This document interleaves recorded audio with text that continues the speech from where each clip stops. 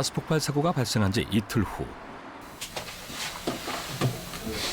이른 아침부터 합동조사를 준비하는 사고조사부의 김은배 팀장. 사고 현장에 가스 폭발이 났기 때문에 가스 폭발에 필요한 검지기라든지 아니면은 기밀 시험을 위한 장비 그리고 LPG 무게를 잴 수 있는 저울 같은 걸 준비하고 있습니다. 오늘은 본사 사고조사부 전원이 총출동이다. 하이바 이거 남는 건가? 하이바 몇 개인가 더 여기 3개 챙겨놨고 저기 뒤로 다 커피제.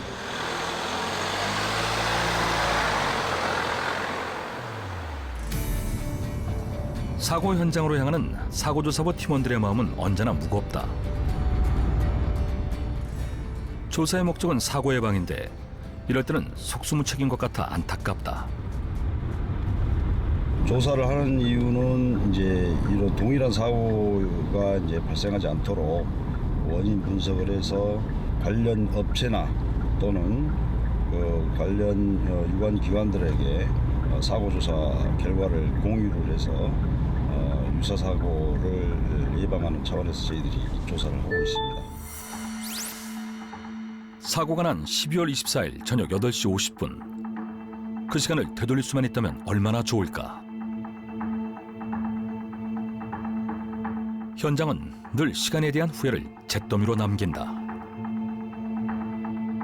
사고 당일 현장 조사에 나왔던 김동우 대리가 사전 브리핑을 한다. 지금 여기가 현장 식당이라고 그러지?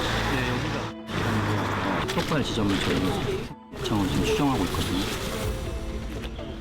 오늘 조사는 본사 사고조사부 김은배 팀장이 지휘해야 한다. 취재진의 관심이 집중된 가운데 재난안전연구원, 국과수, 소방청, 한국가스안전공사 4개 기관의 합동조사가 시작됐다. 잔해물 먼저 수거할 거예요. 잔해물. 직접적인 원인 되는 건 그대로 모두 긴장감이 역력하다. 뒤로 뺄 거예요, 그냥. 붕괴 위험도 있기 때문에 내부부터 이렇게 살살 접근을 해 들어갈 필요가 있을 것 같아요. 왼쪽 지붕이 주저앉은 상태라 2차 붕괴 사고도 있을 수 있는 상황. 사고 직전의 상태를 재구성해야 하기 때문에 일일이 손으로 잔해물을 치워가며 조사를 할 수밖에 없다.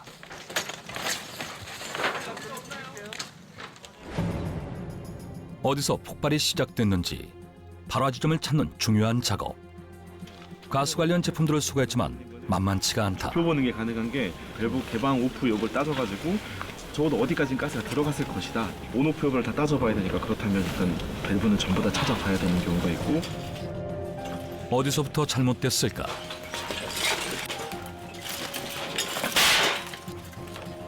가스 용기를 연결하는 부품들의 안전장치가 제대로 작동했는지 하나씩 확인하는 작업. 현장에서는 한계가 있다. 이게 휴즈콕이거든요. 여기에는 이제 안전장치가 있으니까 이게 열린 상태에서 가스가 나오는지 안 나오는지 확인해 보려고 가스 호스가 잘 절단돼 있는지도 확인해야 되기 때문에 시간이 오래 걸리고요. 큰 사고 같은 경우에는 이틀도 걸리고 3일도 걸릴 수도 있습니다. 정밀감식이 필요한 증거물들은 수거한다. 유사한 사고를 막기 위해선 원인이 될 수 있는 작은 파편조차도 허투루 할 수 없다.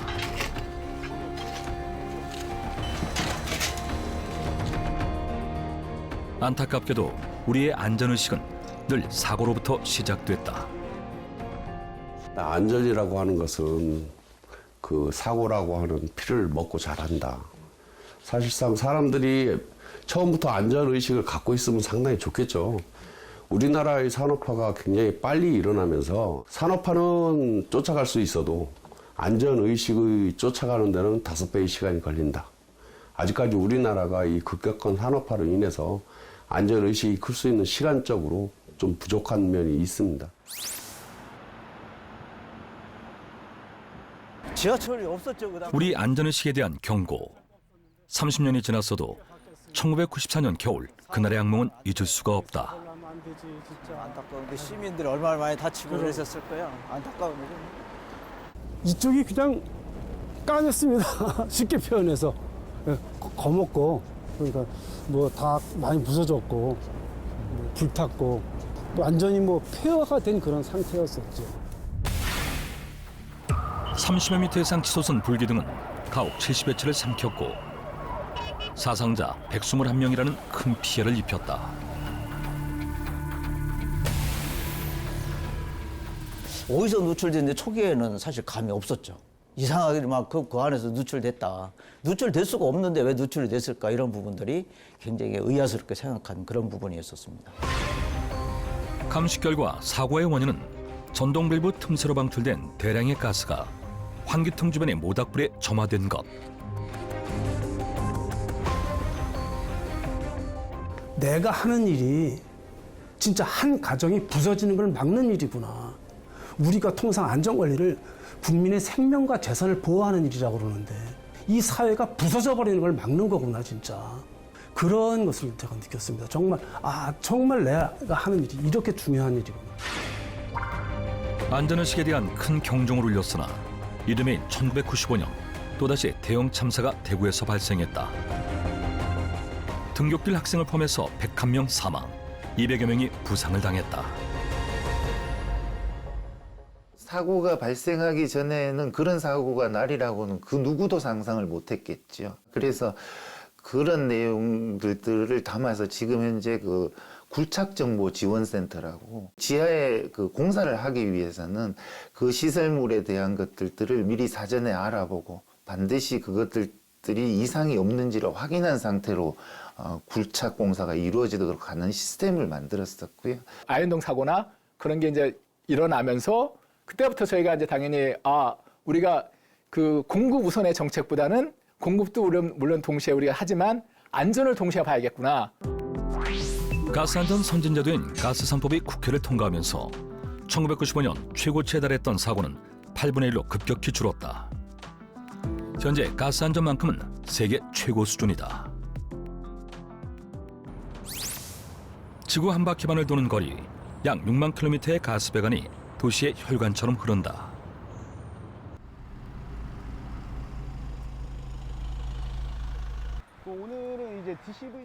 가스 배관의 이상을 찾아내고 선제적 예방 조치를 하는 것이 배관 진단팀의 업무다. 여기고 연장이 한 434m거든.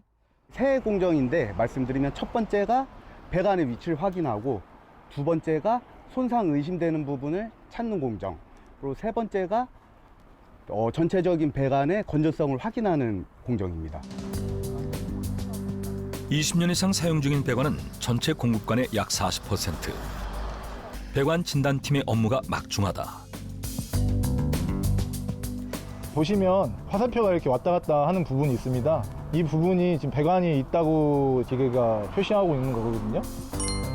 배관에 특정한 주파수의 전류를 흘리고 수신기를 통해 배관이 묻힌 위치를 찾는다.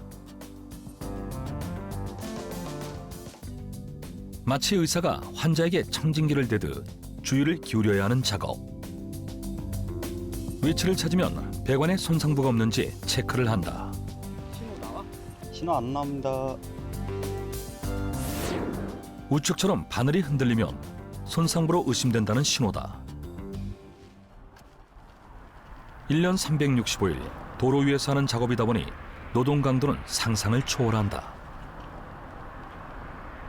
땅을 직접 파다 보면 배관이 찢겨져 있거나 그런 부분이 있을 때가 있어요.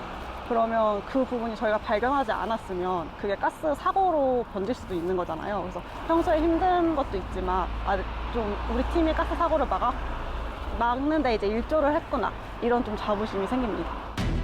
우리나라보다 도시가스 보급률이 한참 앞섰던 미국의 뉴욕. 2014년 5층짜리 건물 두 채가 폭발했다. 처음에는 테러가 아닌가 의심되었던 상황.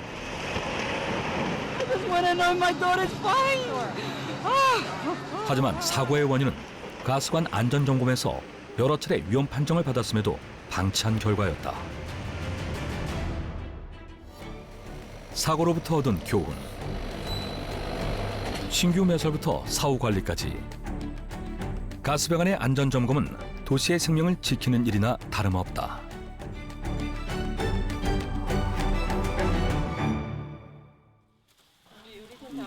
여가 문화가 변화되면서 안전을 위하는 장소도 늘었다.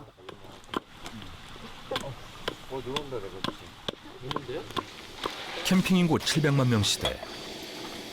특히 겨울을 즐기는 캠퍼들과 가스는 뗄래야 뗄 수 없는 관계다. 즐기려고 하는 캠핑인데 사고가 있으면 안 되니까 가족들이랑 편안한 시간 보내려고 왔는데 사고가 생기면 안 되기 때문에 한 번 체크하고 두 번 체크하고 또 뒤돌아서 또 체크하고 그러죠.